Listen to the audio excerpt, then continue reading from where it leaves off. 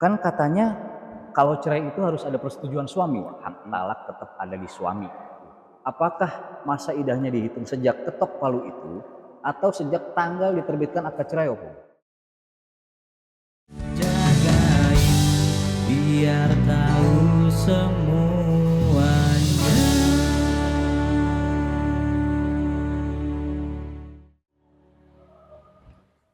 Assalamualaikum warahmatullahi wabarakatuh. Jumpa lagi dengan saya di Jagain, jangan gagap informasi. Kali ini di episode kedua Jagain, kita akan berbincang kembali dengan narasumber yang tentunya top dan oke. Beliau ini seorang hakim di Pengadilan Agama Ciamis yang nantinya beliau akan bisa menjawab semua pertanyaan-pertanyaan yang berkembang di masyarakat. Apalagi asumsi masyarakat terhadap perceraian gitu kan. Karena memang ada beberapa yang sedikit berbeda antara versi masyarakat dengan kita. Jadi nanti biar semuanya dijelaskan oleh narasumber supaya tetap sejalan apa yang menjadi keinginan kita semua. Kita sambut narasumber kita, Bapak Dr. Andes Hoer Afandi SH. Beliau adalah hakim senior di Pengadilan Agama Ciamis. Assalamualaikum. Waalaikumsalam warahmatullahi wabarakatuh. Ya, silakan Pak Awer ya. Terima kasih. Salam kembali. Nah, apa kabarnya? Alhamdulillah. Di hari ini. Kita sudah bersama dengan narasumber yang akan memberikan berbagai penjelasan terhadap perceraian, asumsi yang berkembang di masyarakat dengan versi kita di Pengadilan Agama. Karena memang kenyataannya di luar sana masyarakat punya persepsi sendiri terhadap perceraian yang sedang terjadi. Ya. Beliau adalah Pak Dr. Andes Hoer Afandi SH. Kalau di sini kita biasa panggil Opung. Nah, sebenarnya Opung itu orang mana? Kenapa bisa jadi dipanggil Opung di sini? Opung adalah panggilan untuk wong kita Sumatera Utara. Oh, betul. Jadi karena Opung sudah agak lumutan di Sumatera Utara, agak bangkotan di Sumatera Utara, 12 tahun Opung di sana. Jadi mereka yang manggil kita Opung. Oh. Padahal kita entah dari mana, ya dah. Kalau kata Pak Wakil tadi kan dari Paraguay. Tapi dipanggil Opung. Betul. Tapi mudah-mudahan berkah. Nah, betul. Ya. Oke, supaya lebih akrab juga dengan penonton kita ini, saya panggil Opung aja, Pung ya. Boleh panggil Opung. Tapi kalau sudah panggil Opung, jangan ditambah dengan Bapak. Cukup Opung saja. Jadi bukan atau Pak Opung Bapak gitu ya? saja. Nggak boleh. Nanti Oke. ketawa orang Sumatera Utara. Iya. Baik, Opung, sebelum kita bahas permasalahan yang akan kita jadikan topik hari ini, sepertinya ada sesuatu yang mau disampaikan ini, Opung, terhadap pemilihan Ketua Mahkamah Agung yang baru ini. Oh iya betul sekali. Kalau hari ini adalah hari pemilihan Ketua Mahkamah Agung yang baru ya. Betul. Karena Ketua Mahkamah Agung yang lama kalau tidak salah besok tanggal 17 itu semestinya sudah pensiun, tapi biasanya dibulatkan ya sampai akhir bulan ya. Nah, jadi hari ini sudah dilakukan pemilihan Ketua Mahkamah Agung baru dan sudah didapat hasilnya. Nah, oleh karena itu kita ucapkan selamat kepada yang terpilih sebagai Ketua Mahkamah Agung baru, yaitu Bapak Profesor Dr. Sunarto. Selamat kepada beliau.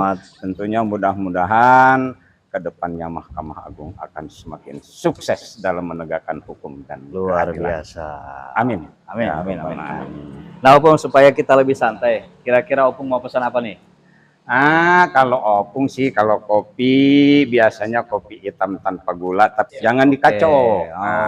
Itulah kelebihannya. Jangan dikacau kalau kata orang Sumatera sana gitu ya. Hitam tanpa dikacau.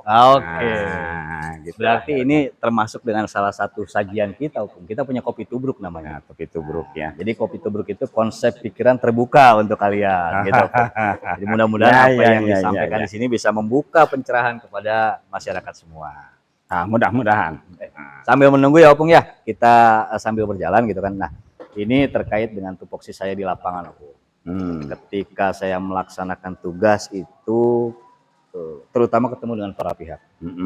Apalagi katakan ini proses cerai gugat, saya bertemu dengan pihak tergugat. Ketika dilakukan pemanggilan, banyak pihak-pihak itu yang tanya ke saya, Opung. Kan katanya kalau cerai itu harus ada persetujuan suami. Nah, itu persepsi yang di masyarakat. Nah, terkait dengan itu, Opung, sebenarnya bagaimana sih yang benar itu menurut versi kita di pengadilan agama? Memang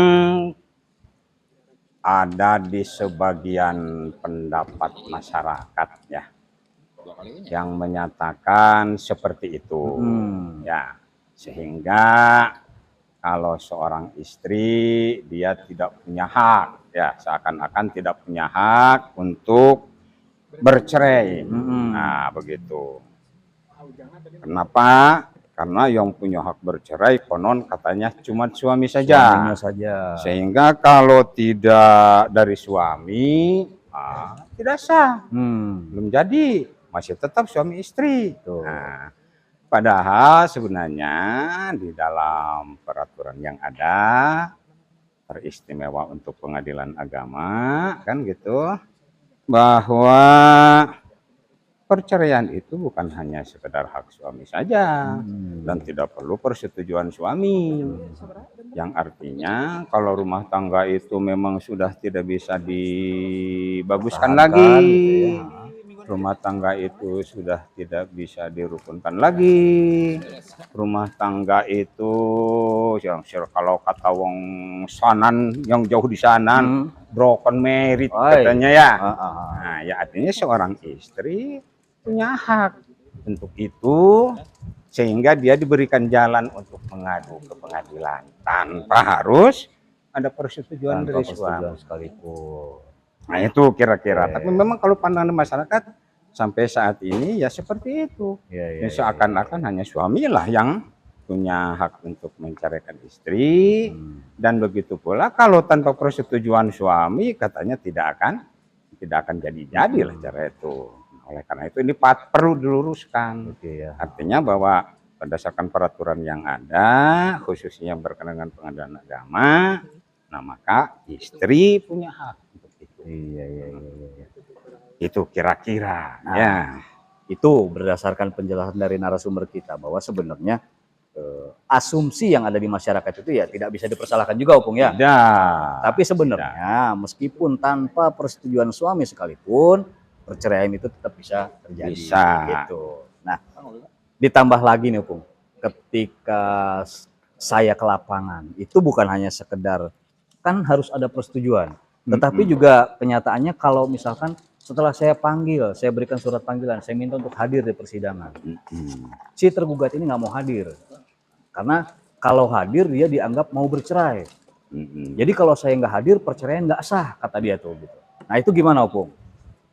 Nah, sebagaimana disampaikan tadi, karena istri juga punya hak untuk bercerai dengan suaminya tanpa harus persetujuan suaminya.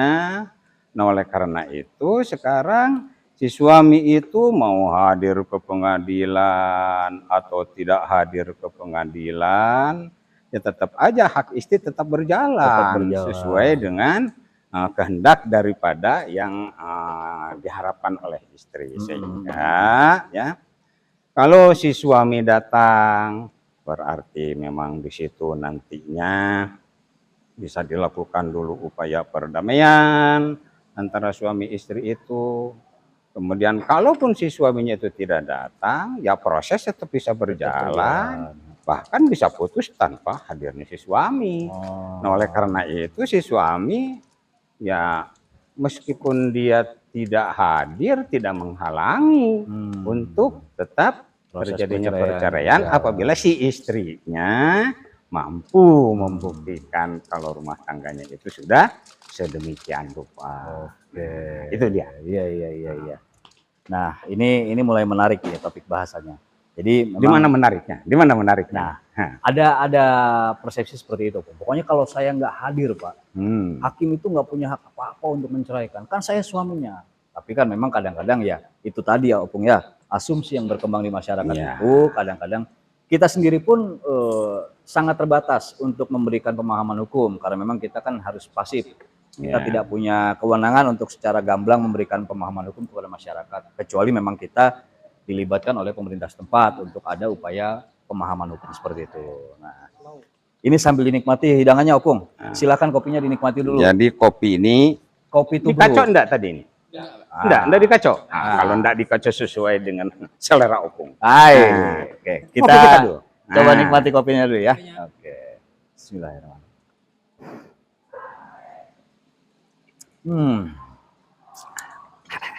Luar biasa ini kopinya Opung. Woi, kopi macam apa pula ini? Mantap. Ya, itulah. Mantap, Jang. Nah, kembali ke masalah yang tadi Opung ya. Jadi sebagian itu masih banyak yang beranggapan bahwa hak talak tetap ada di suami. Seolah-olah istri itu tidak punya hak untuk mengajukan gugatan ke pengadilan. Ya. Ini kan karena sebenarnya mereka lupa dulu pada saat menikah gitu ya Opung ya. Bahwa di halaman terakhir buku nikah itu kan ada 4 poin. Yang sebenarnya mungkin pada saat ijab kabul dulu dibaca oleh yang bersangkutan, kemudian buku nikah ditandatangani gitu. Nah, terkait dengan hal itu Opung, apakah katanya hak talak itu hanya ada di suami? Tapi kenyataannya memang ya persepsi itu memang betul gitu. Jadi kalau cerai gugat, suami seolah nggak pernah menerima gitu Opung. Nah itu gimana Opung? Ya sebenarnya kan kalau memang umpamanya suami itu memahami ya terhadap apa yang salah satu contohnya adalah apabila cerai gugat ya, ketika akan nikah ya itu kan sudah bisa dipastikan. Bahkan nampaknya kalau untuk zaman sekarang ya nyaris semuanya harus membaca taklik talak ya. Betul. Nah kalau seandainya dia itu memahami betul apa yang tertuang di dalam taklik talak tersebut, yang ada 4 poin tadi itu ya, jika meninggalkan 2 tahun berturut-turut, jika tidak memberikan nafkah wajib selama 3 bulan lamanya, jika menyakiti badan jasmani, kemudian tidak memperdulikan lagi istri selama 6 bulan lamanya. Nah itu kan ke bawahnya itu ada apa itu? Klausul apa itu? Dan istri merasa tidak senang, tidak suka dengan itu, kemudian membayar uang iwad sebesar Rp10.000 dan seterusnya.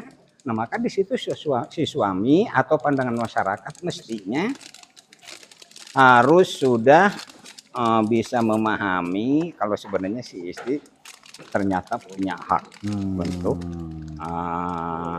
perceraian tersebut. Yaitu dengan jalan adanya pelanggaran taklik talak yang sudah diucapkan sesaat setelah akad nikah dilaksanakan. Tapi mungkin terlepas daripada pemahaman sebahagian masyarakat yang masih seperti tadi, atau juga pemahaman terhadap apa yang telah dibacanya sesaat setelah akad nikah juga mungkin kurang dipahami betul. Jadi seakan-akan tetap yang ada di sebahagian pendapat masyarakat bahwa perceraian tetap merupakan hak suami saja. Padahal di situ udah jelas. Nah itu. Kemudian juga di dalam peraturan itu sendiri kan sudah dijelaskan kalau perceraian itu ada 3 macam ya. Satu cerai talak, cerai yang diputuskan oleh pengadilan, dan yang bain sugro itu ya. Nah oleh karena itu di situ juga sudah merupakan gambaran bahwa si istri mempunyai hak cerai daripada si suaminya.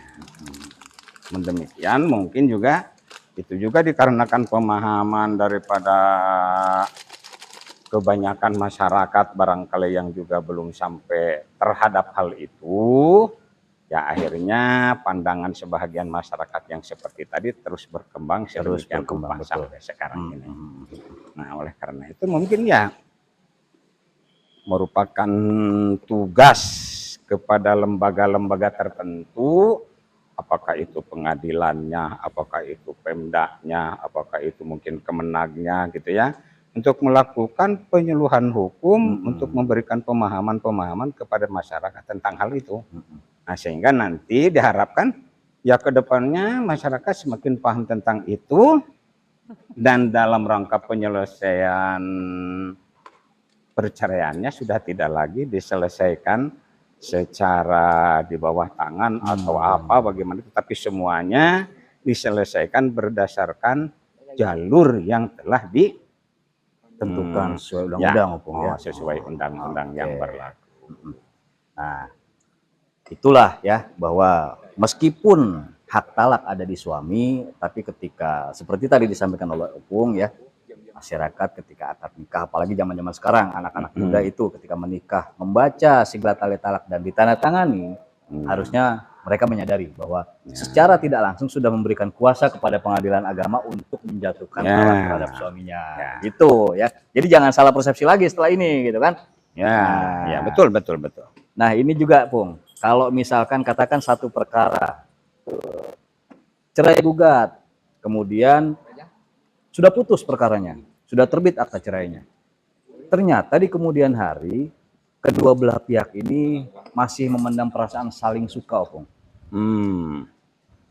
Apakah setiap semua perkara yang diputus itu bisa rujuk kembali, Opung? Tidak semua perkara yang sudah putus bisa rujuk kembali. Yang bisa rujuk itu hanya cerai talak yang masih dalam masa idah. Yang masih masa idah. Nah, kalau cerai talak yang sudah habis masa idahnya atau cerai gugat gitu ya. Tapi yang penting cerai yang belum ditalak 3 ya. Nah, itu bukan rujuk di situ, tetapi nikah kembali. Harus akad ulang ya. Opung, ya. Nah, kalau memang umpamanya cerai talak, kemudian dalam masa idah dia mau bagus-bagus lagi, ya katakanlah umpamanya ternyata habis cerai dalam masa idah istrinya kelihatan elok-elok lagi, lakinya pun kelihatan tambah ganteng pula, begitu dideketin sama mantannya ternyata masih ada ser gitu Bung ya. Kira-kira begitu. Nah, itu rujuk karena masih dalam masa idah cerai talak. Ya. Tetapi meskipun dia masih dalam masa idah, kalau dalam cerai gugat itu bukan rujuk lagi namanya. Nah, berbeda ya. Tapi dia nikah baru, jadi kayak pengantin baru lagi lah. Sama dengan seperti kalau seandainya cerai talak yang masa idahnya sudah habis. Nah, begitulah ya. Sehingga tapi ya memang juga terkadang pemahaman masyarakat lain lagi juga. Nah, itu. Nah, terkadang kalau di masyarakat simpati kalau sudah putus pokoknya rujuk lagi. Ya. Nah, padahal prakteknya di KUA tidak seperti demikian kan gitu. Kalau yang sudah habis masa idah mah ya tetap harus nikah baru. Nah, kalau yang masih dalam masa idah itu baru rujuk. Nah, cerai baru cerainya 89 hari umpamanya gitu ya kan. Mau rujuk, masih bisa rujuk gitu. Nah, itu kemudian juga ya yang sama-sama harus diperhatikan bahwa masa idahnya itu juga harus betul-betul dihitung, jangan asal-asalan. Nanti khawatir masa idah belum sudah habis dianggapnya belum ya Bu. Nah, tetapi kalau perceraiannya itu melalui pengadilan agama, yang artinya di situ dijelaskan kan dari sejak kapan nih mulai masa idahnya itu kan. Nah, di situ akan ketahuan langsung dari hitung-hitungannya. Berbeda kalau yang masih memakai yang sebagian pandangan di masyarakat yang masih menyatakan bahwa perceraian di luar juga kadang-kadang konon katanya masih bisa katanya gitu kan. Padahal seharusnya setiap perceraian itu dilakukan di pengadilan agama bagi orang yang beragama Islam dan di pengadilan negeri bagi yang selainnya. Kan begitu. Nah, kalau tidak silap seperti itu. Ya. Artinya semua perkara yang diputus dari hasil cerai gugat maka tidak bisa rujuk Opung ya. Hmm. Kalau cerai talak selama belum habis masa iddah itu Hmm. bisa rujuk kembali. Kalau gitu. dua-duanya setuju. Kalau dua-duanya setuju gitu ya. Oke. Kalau salah satunya ndak setuju, tak mau lagi aku sama kau, Nah. katanya pula. Mana pula bisa dipaksa? Kadang-kadang anak yang jadi alasan Opung. Daripada kasihan anak kita. Apa saja lah kalau Oke. alasannya. Yang penting dua-duanya sama-sama sonang, sama-sama Oke. mau. Kalau tak mau sebolanya jangan pula dipaksa meskipun ada alasan anak. Kan gitu. Tambah parah lagi itu nanti. Nah, Kira-kira gitu ya. Supaya tidak salah penafsiran nih Opung. Untuk penentuan masa iddah itu dihitungnya per kapan Opung? Ada sebagian asumsi yang menyatakan katakan hari ini sidang kedua, yakin diputus nih Pung. Oleh majelis diputus, ketok palu, cetok, disahkan perceraiannya itu. Apakah masa iddahnya dihitung sejak ketok palu itu atau sejak tanggal diterbitkan akta cerai Opung? Semestinya sekarang tergantung. Kalau memang akta cerainya itu adalah diterbitkannya pas pada saat hari masuk berkekuatan hukum tetap, maka dari situlah dihitung masa iddahnya. Ya kan? Hari ini ikrar, besoklah dihitung masa iddah mulai, ya tah. Nah, kalau seandainya yang cerai gugat ya setelah berkekuatan hukum tetap. Apanya cerai gugat telah berkekuatan hukum tetap, kapan berkekuatan hukum tetapnya ya sesuai peraturan yang berlaku ya. 14 hari setelah diberitahukan kepada yang bersangkutan. Kalau dia hadir berarti 14 hari setelah dibacakan. Kalau tidak hadir ya 14 hari setelah disampaikan kepada pihak si suami gitu ya kan. Seperti itu. Nah, jadi begitulah cara perhitungannya. Jadi kalau umpamanya 90 hari, ya 90 hari dari situ. Dari 14 hari 100 hari atau 4 bulan 10 hari umpamanya kalau yang apa kan macam-macam iddah itu. Ya. Nah, kalau jangan terlalu meluas, payah nanti kalau terlalu meluas enggak cukup kuliahnya juga 2 tahun. Kuliah 2 tahun nggak akan bisa dibahas di angkringan kita ini Opung ya. Jadi kalau di angkringan kita yang ringan-ringan yang kira-kira bisa sambil minum kopi. Oke, sambil dinikmati lagi Opung.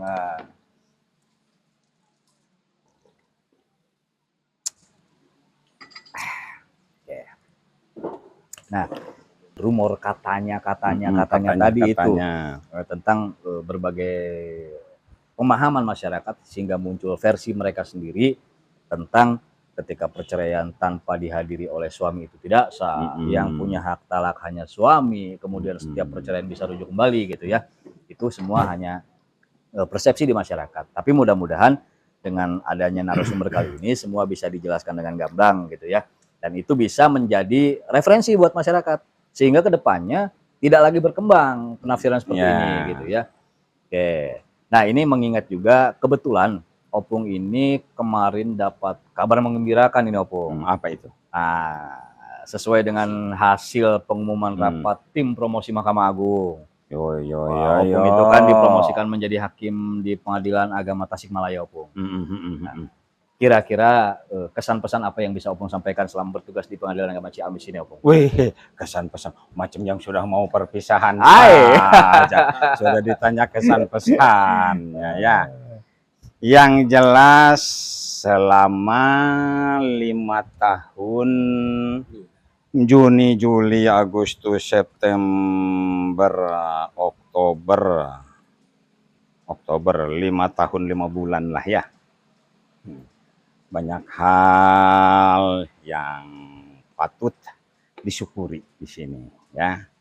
Patut disyukuri baik yang lahiriah maupun yang batiniah ya kan. Alhamdulillah menyenangkan baik dalam pelaksanaan tugas maupun dalam pergaulan sehari-hari.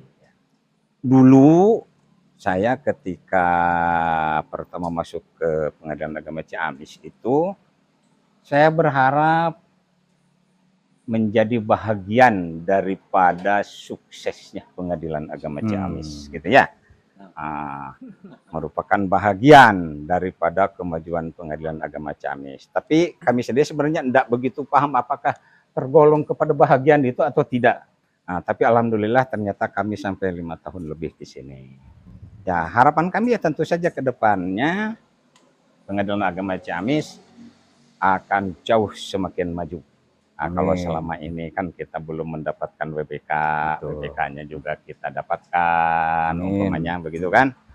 Nah, dan kemudian tentu saja pula rekan-rekannya juga ya sama-sama menyokong, ya kan, sama-sama menyokong apa yang dikehendaki oleh para pimpinan kita. Apalagi ini calon ketua Pengadilan Agama Ciamis kan mantan dari sini pula ya, mantan dari sini pula. Yang paling tidak dia sedikit banyak sudah mengetahui bagaimana Ciamis dan harus dibawa ke mana Ciamis. Nah, itu. Nah, terakhir pesannya ya, bukan pesan, mohon doa kami juga. Mudah-mudahan kami setelahnya pindah ke Pengadilan Agama Tasikmalaya, ya kami juga menjadi bahagian daripada kesuksesan Pengadilan Agama Tasikmalaya. Itu aja. Nah. Ya, oke. Terima kasih Opung atas kesempatannya untuk memberikan pemahaman kepada masyarakat di episode kedua Jagain kali ini. Mudah-mudahan apa yang kita sampaikan itu bisa menjadi sumber referensi, membuka pikiran masyarakat untuk lebih tahu terhadap semua hal gitu ya. Tetap pantengin terus Jagain, karena banyak informasi yang akan kita sampaikan di sini, biar kita tahu semuanya, biar kita nggak gagap informasi. Kurang lebihnya mohon maaf. Billahi taufiq wal hidayah. Assalamualaikum warahmatullahi wabarakatuh. Waalaikumsalam warahmatullahi wabarakatuh. Silakan Opung, kopinya Opung. Mang Ujang, mantap kopinya Mang Ujang. Terima kasih kopinya Mang Ujang.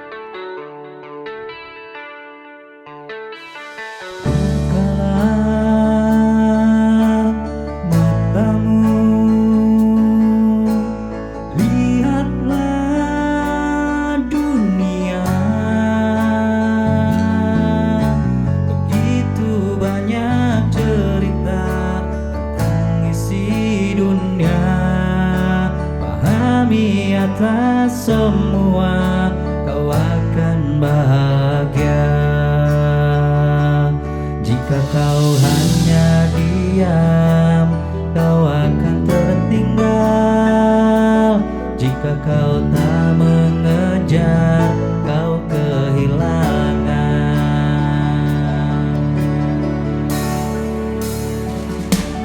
Jika kau sayang, jagain dia, jangan sampai nanti kehilangan. Jika kau cinta, jagain dia, jagain biar tahu semua.